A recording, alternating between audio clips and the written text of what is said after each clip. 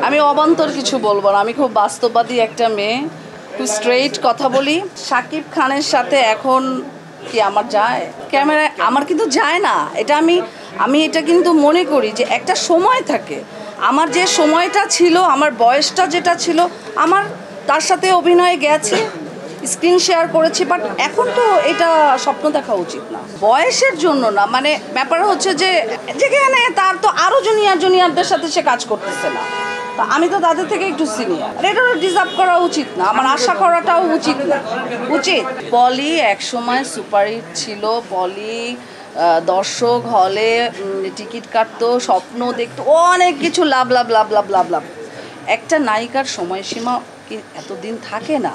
এটা যদি বলা হয় ভুল কথা। একজন শাবনূর অনেক আমার চেয়ে অনেক অনেক অনেক অনেক অনেক বড় সুপারস্টার, তাকেও তার আসন ছেড়ে দিতে হয়েছে। একজন মৌসুমী আপা ড্রিম গার্ল, মানে ওনাকে দেখলে মানুষ, মানে আমরা দেখে, আমি যখন তাকে প্রথম দেখেছি, আমি মনে হয়, আমিও তো একটা চলচ্চিত্রের নায়িকা, আমারও মনে হয়েছে ওনাকে কি একটু ছুঁয়ে দেখবো। তার আসনও ছেড়ে দিতে হয়েছে, সো আমার আসনও আমাকে ছেড়ে দিতে হয়েছে। এটা দুঃখের কোনো বিষয় না, এটাকে মেনে নেওয়াটাই হচ্ছে সব থেকে বড়। আমরা কেন যাই না? যারা অভিনেতা অভিনেত্রী তাদের কিন্তু অবশ্যই মানে একটা সুন্দর একটা ব্রেন আছে, আল্লাহ প্রদত্ত।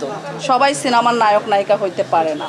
ধরেন যে কোটি কোটির মধ্যে একজন হচ্ছে, সো এখন একজন প্রধান নায়িকা হিসাবে আমি ফিট না, তাহলে আমি নিজেই কেন ইনভেস্ট করব আমার নিজের প্রতি, আর প্রডিউসার কেন আমার প্রতি ইনভেস্ট করবে?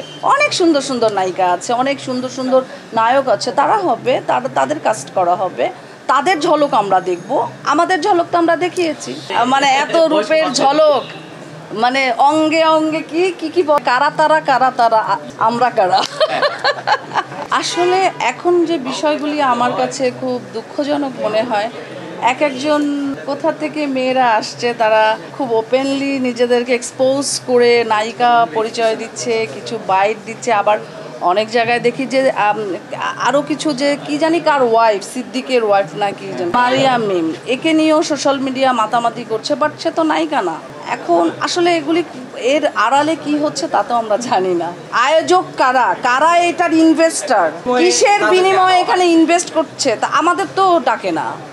আমি তো কখনো প্রথম আলোর কি মেরিল প্রথম আলো ওই এটার তো ইনভিটেশন পাইনি। আমাকে কেউ কখনো দুবাইতে স্টেজ শো করার জন্য ডাকে না, হয়তো বা বেনিফিটেড আমার কাছে পাবে না। আমি তো স্ট্রেট ফরওয়ার্ড।